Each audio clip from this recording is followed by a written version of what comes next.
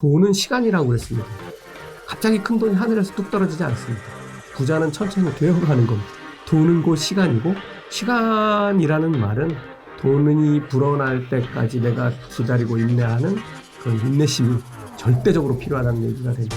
하루아침에 벼락부자 되는 일은 나에게 생기지 않는다고 생각하고, 세계 억만장자의 30%를 차지한 이들은 자녀에게 어릴 때부터 돈을 어떻게 관리할지를 가르칩니다. 만 13세가 되면 바르 미츠바라는 성인식을 통해 가족들에게 축하금을 받고 이 종잣돈을 가지고 금융투자를 시작합니다. 20대 초에 몇 배로 불어나 있는 시드머니를 가지고 사회생활을 파인 스타트합니다. 슈퍼개미 배진한 사단이 한국 최초로 선진국형 청소년 경제금융교육을 시작합니다. 하루 10분 투자로 자녀에게 부자 습관을 길러주세요. 스스로 투자로 자산이 늘어나는 경험을 하게 해주세요. 중학교 1학년 때부터 월 10만원씩 적립식으로 투자하면 사회생활을 시작하는 27세에 약 1억 원의 목돈을 만들 수 있습니다. 자녀의 처음 돈 공부, 지금 파인 스타트 하세요.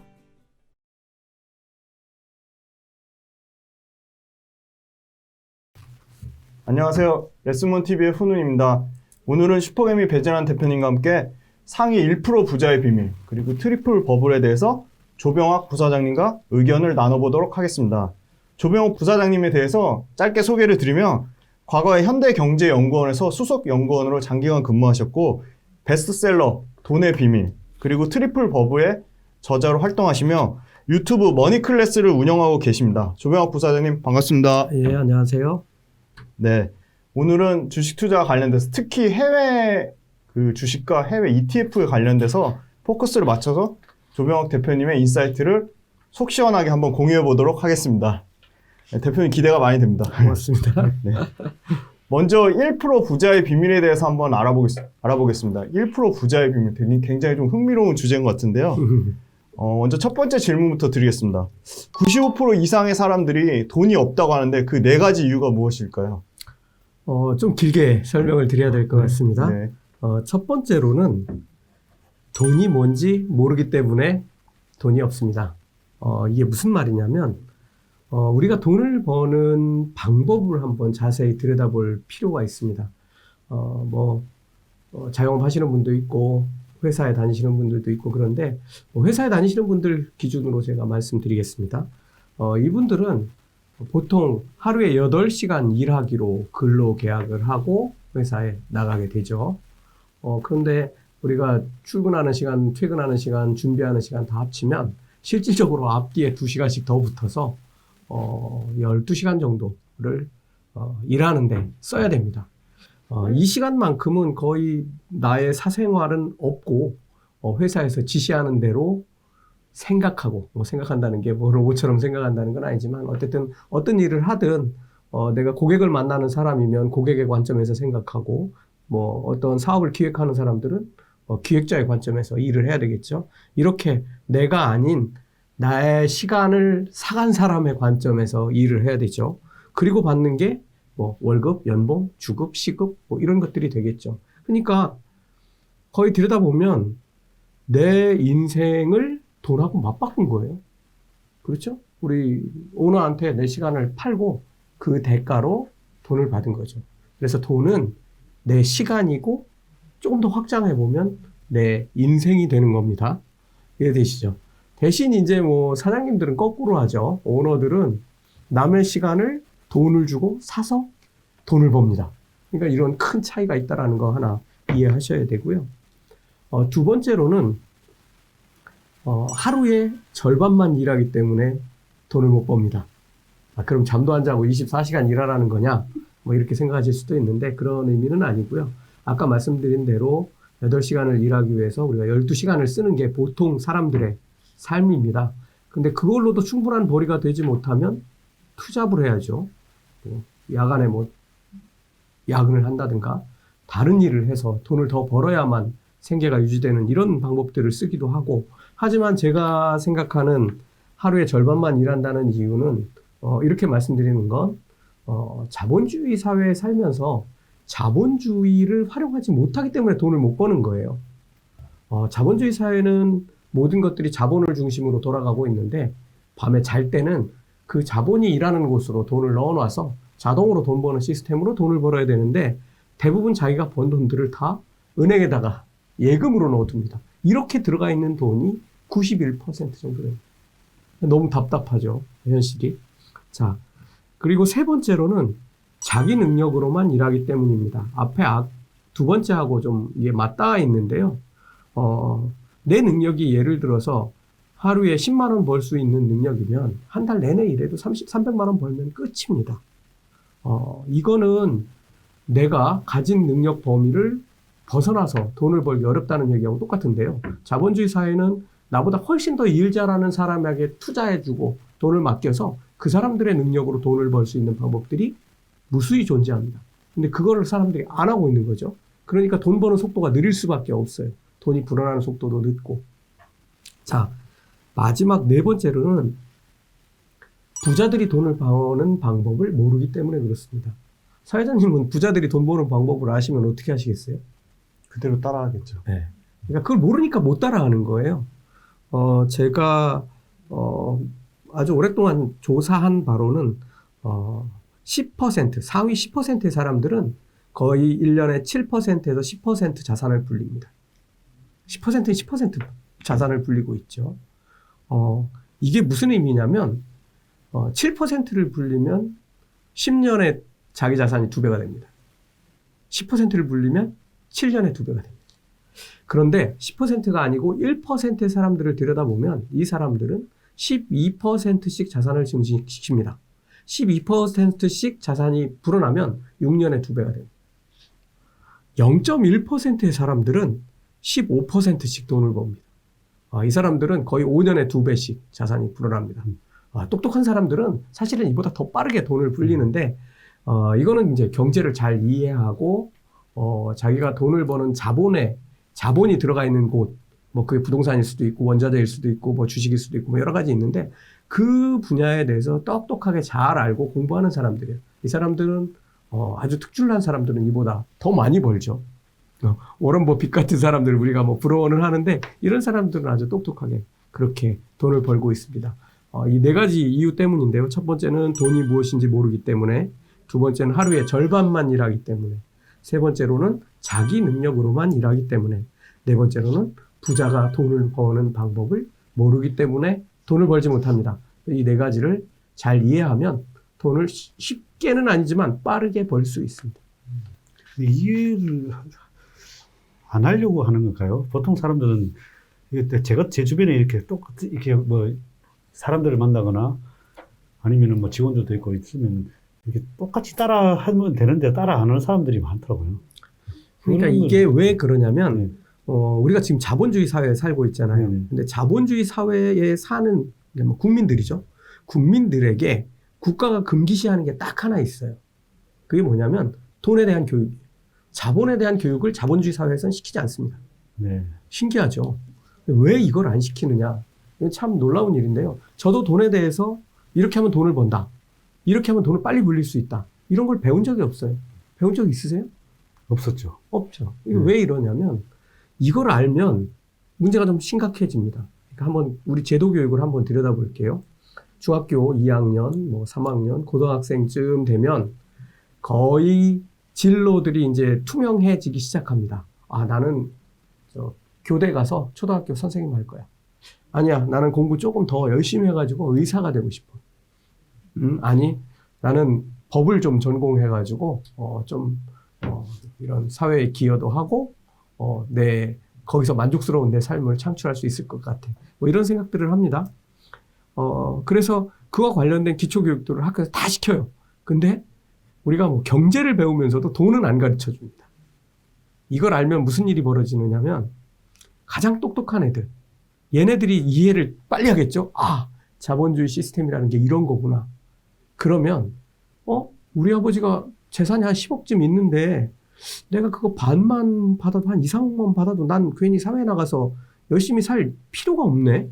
그 자본주의 돈 버는 시스템에다 딱 집어넣으면 내가 편안하게 살 수 있는데 내가 뭐 이렇게 죽도록 공부하고 이래? 이런 상황이 옵니다. 그러면 국가는 어떻게 되냐면 원래 국가는 여러 가지 시험, 뭐 제도 이런 것들을 통해서 자격 이런 걸 통해서 그 공부해서 올라오는 애들을 다 걸러버립니다. 5급 공무원 고시 한번 보려면 정말 피나는 노력을 해야 돼. 패스합니다. 이렇게 선발된 애들을 뽑아가지고 국가의 고위공무원으로 채용해서 국가를 운영하는데 시스템에 넣어서 쓰죠. 의사 한번 되려면 시험 보기까지 정말 피나는 고생을 해야 되고요. 저 사법고시 봐가지고 뭐 판검사 임용이 안 되더라도 뭐 변호사가 될 수 있는데 이런 친구들을 다 이렇게 항상 많은 사람들이 공공들이 활용할 수 있는 아주 고도의 그 직업군에다가 딱 포진을 시켜요. 공무원부터 시작해서 이렇게 해야만 국가가 똑똑한 국가가 돌아갈 거 아니겠어요. 그런데 얘네들이 다 빠져가지고 자본주의 시스템에 딱 들어가서 돈 버는 방법만 가지고 돈을 번다고 생각해 보세요. 이거는 국가 자체가 이상하게 돌아갈 거예요. 그래서 전 세계 어느 나라, 미국, 뭐 영국, 프랑스, 호주, 한국 아무도 안 가르칩니다. 그런데 개인에게는 이게 아주 엄청난 비극이에요. 자본주의에 살면서 돈이 뭔지 배워야 되고 어떻게 돈을 버는지 어느 정도는 이해해야 자기의 능력밖에 그보다 더 높은 부를 창출할 수 있게 되는 거죠. 네. 두 분의 부자를 제외한 저 같은 서민들이 돈 많은 사람이 되려면 어떻게 해야 되는지, 돈 빨리 만들 수 있는 공부 방법이 있다면 어떤 게 있을까요? 아까 앞에서 어느 정도 힌트가 갔는데요. 부자들의 방법을 빨리 배워야 됩니다. 근데 그렇게 복잡하지 않아요. 제가 이제 이 방법을 사실은 다른 사람들은 너무 복잡하게 얘기를 해주니까 잘 이해를 못하고 그 시스템에 돈을 얹어놓고도 실패를 하는 경우들이 많이 있습니다. 그래서 아주 기본적인 것들을 잘 이해해야 되고 그 중에 가장 기초적인 걸 먼저 이해해야 됩니다. 예를 들어서 내가 평생 벌 수 있는 돈이 10억이라고 쳐요. 내가 10억을 예를 들어 25살부터 60세 은퇴할 때까지 10억을 벌 수 있다고 치면 이 돈 버는 그 나이 구간마다 다르죠. 예를 들어 20대는 조금 덜 벌게 될 거고 약 40대 정도 되면 가장 많이 벌거나 또는 50대에 많이 버는 사람들도 있을 거예요. 그죠? 그러니까 이게 좀 층이 달라지는데 문제는 돈은 아까 시간이라고 제가 말씀드렸죠. 앞에 젊어서 버는 돈하고 뒤에서 버는 돈하고는 가치가 완전히 달라요. 근데 우리가 생각할 때 20대에는 돈을 덜 버니까 좀 다 쓰고 뒤쪽에 가서 돈을 많이 벌 때 절반 뚝 떼서 저축하지. 이 생각이 완전히 잘못된 생각이에요. 돈은 그냥 놔두면 잘 투자되면 시간에 따라서 엄청난 속도로 돈이 불어나는데 이거를 이해를 잘 못해요. 그럼 어떻게 되느냐면 돈을 덜 벌지만 한 살이라도 젊을 때 조금이라도 더 모아서 돈을 빨리 불릴 수 있는 곳에 투자를 해놔야 이게 점점 눈덩이처럼 불어서 나중에 갔을 때 일을 하지 않거나 또는 그렇게 불어난 돈을 빼서 그냥 쓰면서 살 수 있는 건데 거꾸로 하죠. 젊었을 때는 하고 싶은 것도 많고 여행도 가고 싶고 열심히 쓰죠. 그러니까 투자하는 돈이 없는 거예요. 그러면 어떻게 되냐면 계속 일을 열심히 해야 돼요. 이런 딜레마에 빠져 살죠. 제가 저축과 소비를 이렇게 한번 설명해 볼게요. 내가 200만 원 월급을 받는다는 거는 일이라는 단위의 돈을 200만 개를 받은 거예요. 이게 200만 원이라는 데 의미예요. 근데 이 일 하나를 소비해버리면 내 주머니에서 빠져나가죠. 1원짜리 하나가 빠져나간 거예요. 그러면 나는 내 주머니에 일이 0으로 바뀝니다. 예를 들어서 200만 원을 받아서 이번에는 드디어 내가 스마트폰을 하나 100만 원짜리를 바꿔야 되겠다. 딱 100만 원을 빼서 스마트폰을 탁 사는 순간 어떤 일이 벌어지냐면 내 주머니에서 100만 원이 스마트폰 판매원에게 딱 갑니다. 이거는 그 스마트폰을 판 사람에게 일부 월급을 준 거고 100이 이 사람 주머니에 들어갔죠. 얘는 또 빼가지고 또 집주인한테 월세로 주고 이거 스마트폰 만든 회사로 80% 주고 이런 식으로 해가지고 다 분해돼 버립니다. 자, 내가 저축한다는 거는 내가 소비를 유보해서 그냥 그대로 일을 남겨놓는 거예요. 그런데 내가 돈을 쓴다는 거, 소비한다는 건 다른 사람에게 월급을 주는 거예요. 이해되시죠? 이런데 어쨌든 한 살이라도 젊었을 땐 뭘 해야 되냐면 유보되는 일의 양을 늘려서 그거를 2로 만들고 4로 만들고 8로 만들고 16으로 만드는 이런 작업을 해야 되는 거죠. 네, 첫 번째 질문은 이 정도 답변하겠습니다.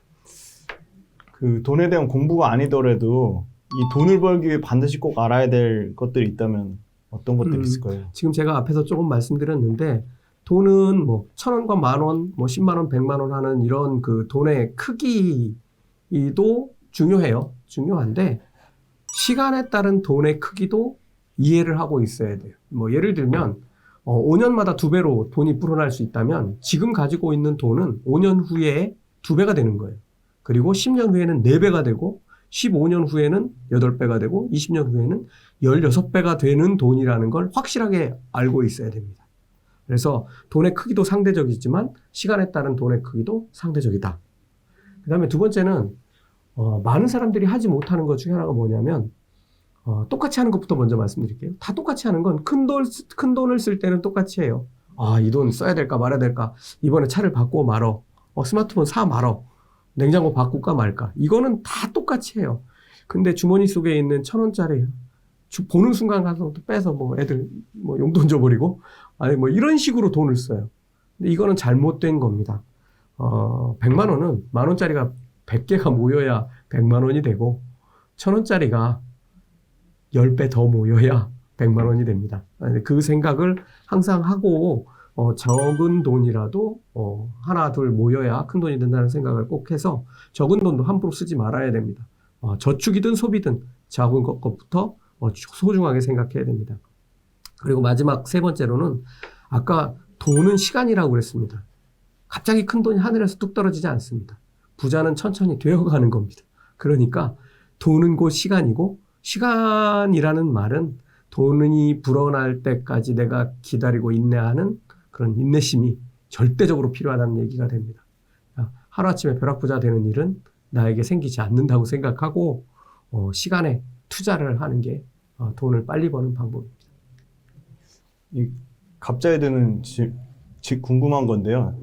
짧게 답변 주셔도 됩니다. 2030 아까 그러면은 많을수록 좋은데 자기가 버는 돈에 어느 정도 투자하는 그 퍼센트를 치면 어느 정도가 그게 이제 뭐 나이가 비슷한 또래라고 해도 개인의 능력의 차이가 있기 때문에 상당히 그 돈을 얼마큼을 저축 또는 투자한다는 그 비율을 말하기는 조금 어렵지만 만약에 제가 젊은 시절로 저를 기준으로 신입사원으로 돌아간다고 하면 60%를 저축하고 40%를 사용하는 데 배정을 하겠습니다.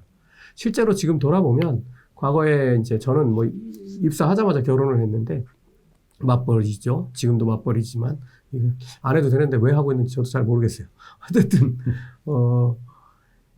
그 당시에 둘이 벌면서 저축률이 가장 높았던 때가 신혼부부 3년이었던 것 같아요.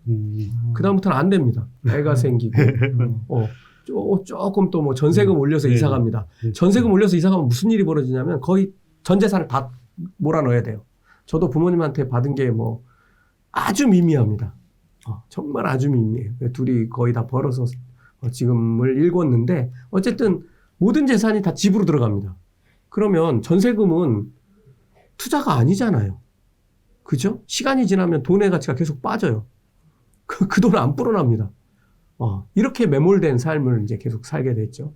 그 다음 해부터는 뭐 하냐면 전세금 올려달라고 할 거에 대비해서 또 저축하는 것밖에 없어요. 이게 좀 한심한 인생이 됩니다. 그런 거에서 빠져나와야 됩니다. 사실은. 집이, 부동산이, 투자처로서도 좋은 곳이긴 하지만 전세금을 거기다 넣어놓는 건 이거는 나는 돈이 은행에 넣어놓는 거하고 똑같은 일이 벌어지죠. 그럼 그 투자를 어디 대상을 아까 2030이든 젊은 사람들이 어디다 투자를 하는 게 제일 좋을까요? 1번은 저는 뭐 이 경제를 완전히 이해한 사람들은 그 경제 사이클에 맞춰서 투자를 하면 되는데 20, 30대가 그걸 다 이해하기는 쉽지 않고 무엇보다 한 번은 경험을 해봐야 돼요. 그래야만 내가 과감하게 뭘 할 수 있거든요. 그런 면에서는 좀 딸린다고 보고 저는 뭐 거의 100% 주식으로 들어가야 되는데 개별 주식은 20대, 30대에는 권하지 않습니다. 한번 깨지면 그거를 복구하기 위해서 아까 돈이 시간이었기 때문에 시간이라고 말씀드렸는데 주식시장에 들어가서 한번 깨지고 나면 그걸 복구하려면 내 인생을 또 쏟아박아야 돼요. 이거는 시간 낭비가 됩니다. 그래서 좋은 투자 방법들을 찾아서 해야 되는데 그건 뒤쪽에서 조금 설명드리겠습니다. 네. 예.